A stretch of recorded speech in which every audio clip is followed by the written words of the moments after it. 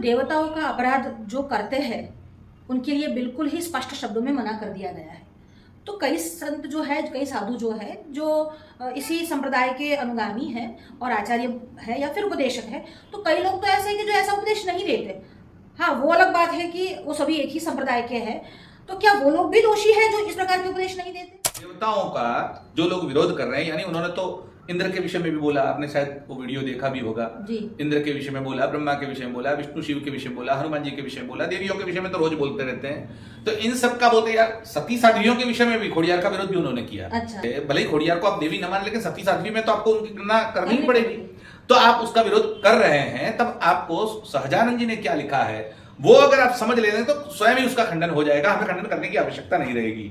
तो उन्होंने अपनी शिक्षा पत्र के श्लोक नंबर 21 में जो लिखा है 21, वो पढ़ना चाहिए सभी लोगों को, और विशेष करके स्वामीनारायण के लोगों को ये बार बार पढ़ना चाहिए। मतलब आप उच्छल लघु न्याय कर रहे हैं? बिल्कुल, उनके अंदर से ही लेकर उनको दे रहे हैं कि ये प्रमाण देखो। जी जी। देवता तीर्थ विप्राणाम साध्वीनाम च सतामपि वेदानां च न कर्तव्या निंदा सर्व्या न च कचित। जो इतने इतने देवता, तीर्थ, विप्र यानी ब्राह्मण, साध्वीनाम सती साध्वी स्त्री, और सतामपि वेदानां च न कर्तव्या, और वेदों की जो निंदा करते हो उनकी निंदा न तो कभी करनी है और न कभी सुननी है। यानी करने वाला तो दोषी है ही, इनकी जो निंदा सुनता है वो भी दोषी है। अब जो अभी गादी पर बैठे हैं या अभी जो आचार्य पद धारण कर रहे हैं, वो चाहे वड़ताल के हो, चाहे बीएपीएस की हो, चाहे वो महंत स्वामी हो, चाहे वो राकेश प्रसाद जी हो, चाहे कोई भी हो, लेकिन अपने ही साधु, अपने ही शिष्य, वो जो देवताओं का खंडन कर रहे हैं, वो जो सती साध्वियों का खंडन कर रहे हैं, वो जो ब्राह्मणों का अपराध कर रहे हैं, सहजानंद जी कहते हैं अगर ऐसा कर रहा है तो न तो आपको सुनना है और न उनको देखना है, न उनको मानना है। मतलब ये जो कर रहे हैं उसको मानने के सहजानंद ही मना ही कर रहे हैं कि आप इनको मत माने, और फिर भी ये लोग इसी बात को, वितंडावाद को खड़ा कर रहे हैं। हमारे यहां तो यहां तक की आया है कि ब्रह्म हत्या, सुरापानम, स्तेयम, गुरुवांगनागमः, जो महापाप कहे गए हैं उसमें ये 4 तो महापाप है। यानी ब्रह्म हत्या है, दारू पीना, सुरापान है, स्तेय मतलब चोरी, सुवर्ण चोरी है, और गुरुवांगनागमः गुरु पत्नी के साथ समागम करना, विचार करना।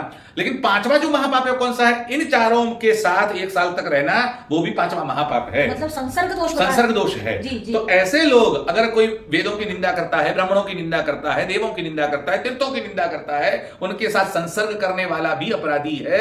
इसलिए न केवल बोलने वाले ये साधु है वो अपराधी है, उनको आरक्षण देने वाले उनके आचार्य भी अपराधी बन जाएंगे। मतलब जो उनको नहीं रोक रहे वो अपराधी, उनको दंडनीय कार्रवाई करनी चाहिए। अपने संप्रदाय से या तो निकालना चाहिए या उनको दंड देना चाहिए। उनको तब करना चाहिए जैसे हमारे यहाँ होता था पहले। हमारे शारीरिक शिक्षा नहीं होती थी, क्या करते थे कि कोई विद्यार्थी पढ़ रहा है और उसने कोई उच्छृंखल किया है तो वो उपवास करता था। 21 दिन का उपवास करेगा, 10 दिन का उपवास करेगा, 5 दिन का उपवास करेगा, मंत्र जाप करेगा, यज्ञ होम करेगा। तो आपको उनको दंडित करना चाहिए और वो समाज में प्रस्तावित करना चाहिए कि हमने इसको दंडित किया।